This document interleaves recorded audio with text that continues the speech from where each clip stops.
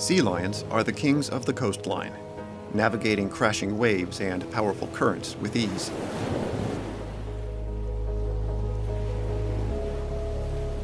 "20 million years of evolution have made these apex predators the most widely distributed and successful family of carnivores on Earth. But evolution didn't prepare them for rising ocean temperatures, depleted fish stocks, or us.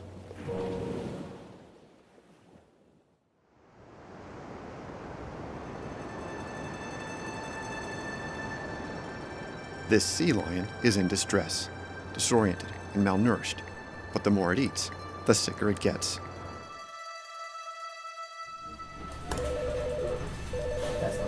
Marine Mammal Center, Response Office, Morgan speaking. Hi, I'm at a beach right now and I see an animal that really doesn't look well. Thanks very much for calling in. Could you tell me which beach you are at specifically? The Marine Mammal Center, just over the bridge from San Francisco, is the only organization authorized by NOAA to rescue marine mammals on the north and central coast of California. These photos, we'll take it from there. A response team is dispatched from the field office in Monterey, 125 miles south. We are still in the middle of our mini sea lion crisis at the moment. It's 9 a.m. and they already have multiple reports of sea lions in trouble. Too much fertilizer, animal and human waste has been flowing into the ocean, creating a giant algal bloom off the coast of California, poisoning the food chain. The algae creates domoic acid in the flesh of small fish like sardines and anchovies, and accumulates in predators. Domoic acid is a neurotoxin that causes lethargy, disorientation, seizures, and eventually death. I have a crew headed out to star 3209. Do we have permission? The State Park Service must be informed before the rescue can proceed, just in case a concerned member of the public calls in about a sea lion being harassed. All right, thanks. Okay, Julia, we do have permission. They find the sea lion exactly where the caller said he was. If the toxin isn't cleared from his system soon, he won't survive. Well, since he's pointed towards the ocean...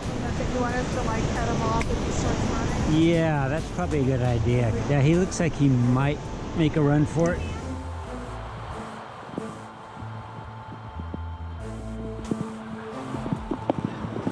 This juvenile has almost no fight in him. Not a good sign. But he will soon be in good hands, with the most experienced team of marine mammal doctors in the world.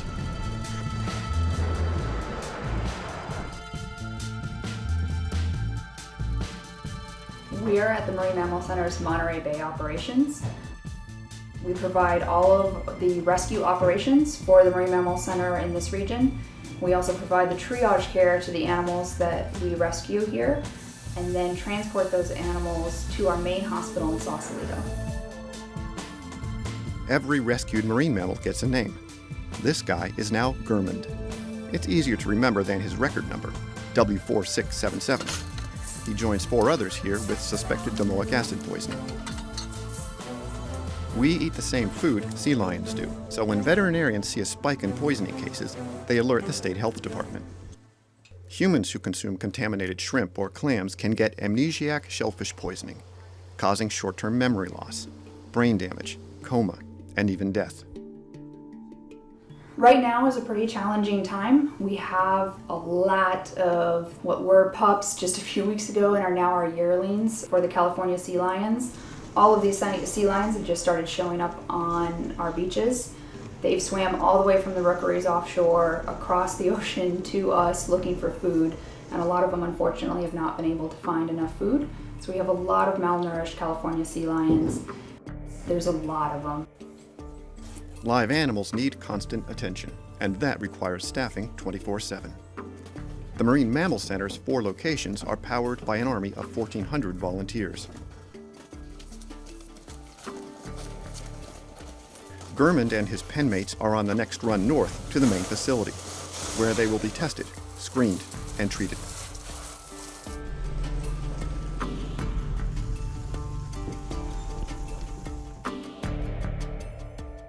Located deep inside the Golden Gate National Recreation Area, the Marine Mammal Center's hospital is the largest of its kind in the world. Name a marine mammal on the coast of California and you'll probably find it here. Sea lions, elephant seals, Guadalupe fur seals,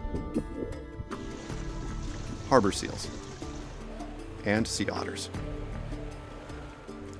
All rescued for a host of reasons: sick, injured, entangled in nets, maternal separation, and malnourished, like Gurmund. Veterinarian Emily Whitmer wants to see if he has any internal injuries. On his left side, his back leg is normal, and on his right side, the soft tissues of his groin and his back are severely swollen. And then we have the sort of darker colored, black colored area that is gas and pus. So he has a large abscess that has gas inside of it. This can be extraordinarily difficult to treat. Gurmund will remain in intensive care. His abscess will be drained. He'll get a course of antibiotics, and they'll try to fatten him up.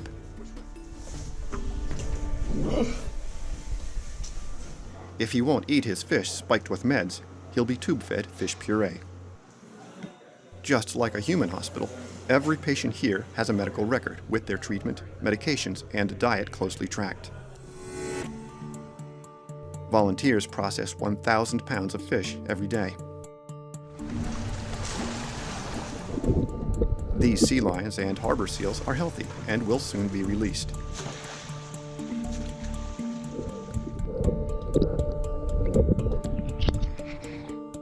Next door in the quarantine pens, it's a different matter. These animals won't enter the general population until they're free of contagious diseases or parasites. Dr. Cara Field is on afternoon rounds. So we're going to go in and start examining all these little sea lions that just arrived on site yesterday. They're all going to get a physical examination. We're going to give their medications. We're going to take a standard length so that we know how large they are. Confirm if they're a 1-year-old or a 2-year-old. Put in a flipper tag for a more permanent identification. If all looks pretty good, then we'll leave them be. And if they need additional treatment, then we'll get on that as needed. As usual, she has visitors. This week, it's a team from the Georgia Aquarium, here to help and learn. I'm losing him.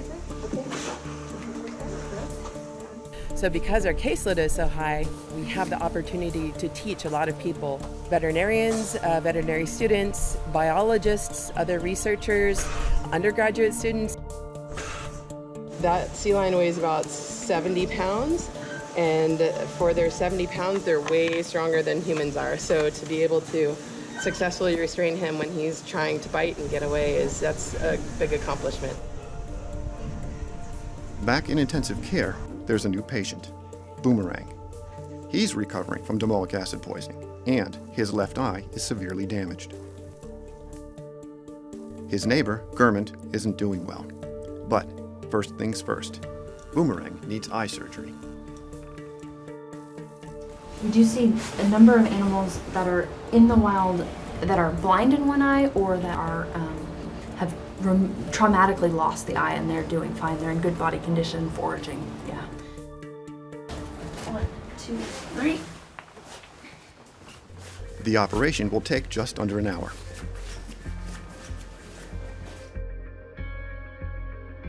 Boomerang loses his eye, but he has a new lease on life. Hopefully the infection hasn't reached his brain.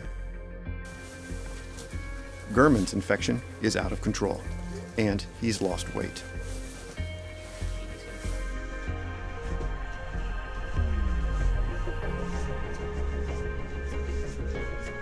We've been treating this animal for at least a week now in care with antibiotics, draining this area, trying to flush out bacteria, and we haven't had success.